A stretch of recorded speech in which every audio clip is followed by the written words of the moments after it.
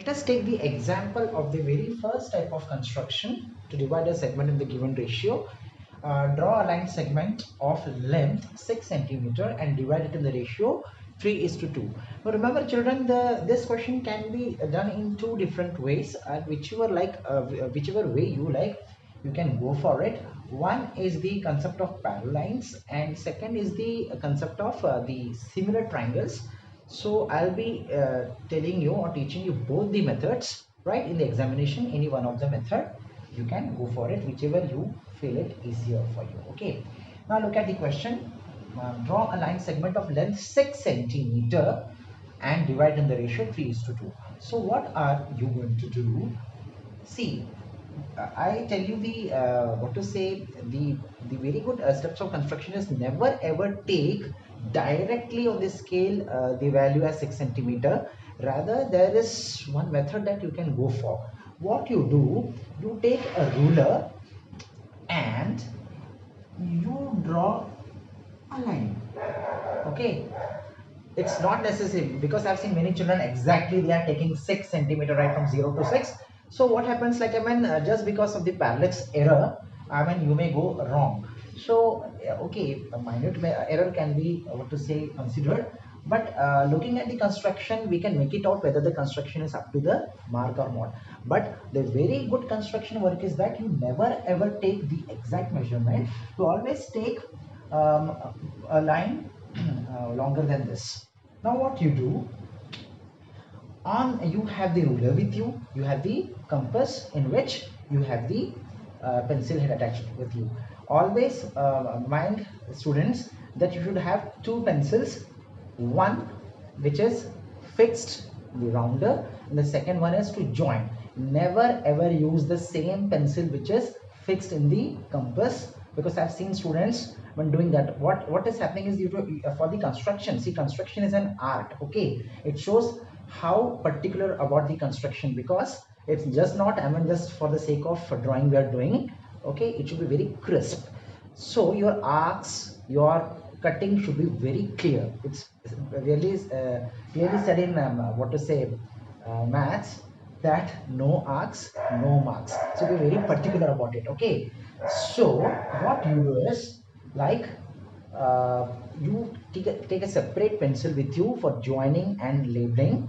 Okay, and the other pencil, right, which you are fixing in the compass, it should be only used for cutting and drawing the arcs. Now say for instance, this is my thumb is my needle and this is my pencil head of the rounder. Now on the ruler you take this as 0 to 6, right? So you have measured from the ruler. Now you take your rounder anywhere on this line and place it anywhere on the line and give a cut.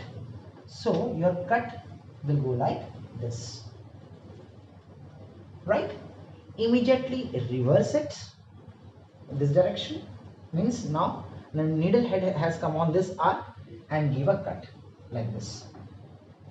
And this excess line you don't wipe, you don't what to say, let it be, don't use eraser, minimize the use of eraser for the construction, and name it as AB. So this is your 6 centimeter. Clear? Now what you do, you draw an acute angle below. This is the very first method I'm talking about. Okay, there are two methods to do the same construction. So from A, now it's not necessary that you draw an acute angle. You can draw 60 angle as well without the protractor, or straight away you can take a ruler and you can make an acute angle like this. Clear? So what I did, I drew a line on which, with the help of the compass in which the what to say pencil is fitted, from 0 to 6 I measured and I kept anywhere on the line. I cut an arc, I reversed it, I cut another arc, that is 6 centimeter. The extra line should be kept as it is, don't wipe it, and then I drew the acute angle. Now you fix a suitable radius of your choice and add, what is 3 plus 2? 5. So you gave equal cuttings. Okay, 5.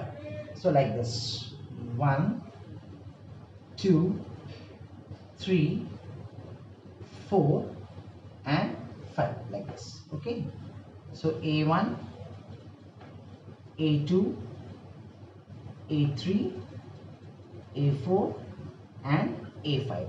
So with equal radius you give the cutting and join with the ruler A5 with B. Okay, so you join A5 with B. Now comes the real part.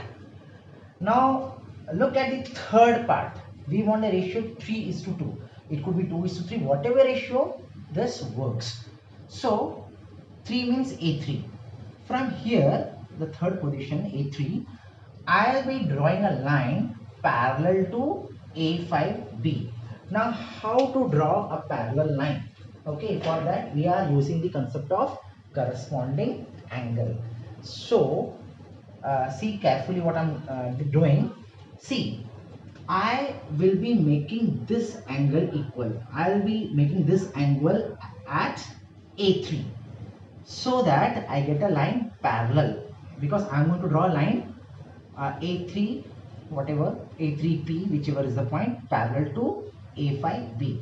So what I'm going to do is at A5, right, I will measure the distance, okay, between this and this line, BA5 and this line, and from A3 I will keep my rounder at A3 and with the same marking, right, because here my job is to make an angle equal to this.